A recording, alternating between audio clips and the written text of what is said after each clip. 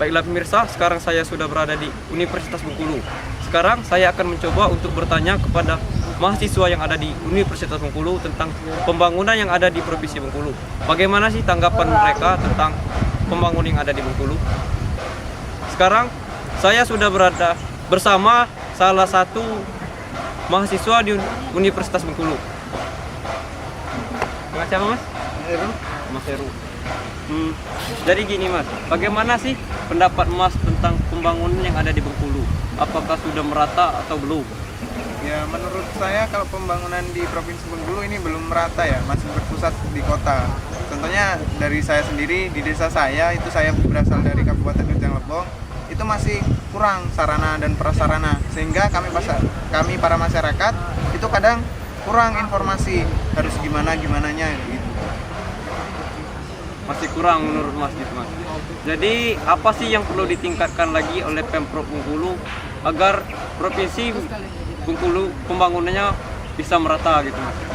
Ya, lebih dioptimalkan lagi aja otonomi daerahnya, pembangunannya lebih merata aja, lebih ke pelosok-pelosok juga diperhatikan, jangan hanya di kota saja yang terus dikembangkan.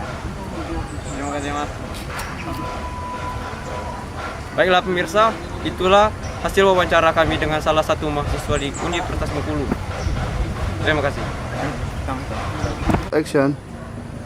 Baiklah pemirsa, sekarang kami bersama narasumber kami yang kedua dengan siapa namanya Mbak? Mbak Tini. Oh Mbak Tini. Bagaimana sih Mbak pendapat Mbak tentang pembangunan yang ada di Kota Bengkulu ini? Apakah sudah merata atau belum? Ya, menurut saya itu pembangunan di Kota Bengkulu ini sudah mulai merata ya, tetapi ada beberapa titik yang harus diperhatikan seperti akses jalan raya sebenarnya, karena masih banyak jalan raya yang masih perlu dilakukan agar tidak menimbulkan keresahan bagi masyarakat Kota Bengkulu itu sendiri. Kalau dari pembangunan pendidikan gitu Mbak, infrastruktur pendidikan itu bagaimana? Apakah sudah cukup merata atau bagaimana gitu?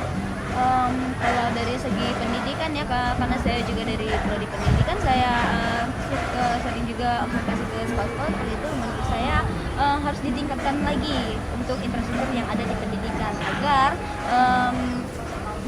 siswa itu menjadi nyaman ketika saat belajar. Kalau untuk saran sendiri buat pemerintah gitu Pak, apa sih yang perlu ditingkatkan lagi dari segi pembangunan gitu?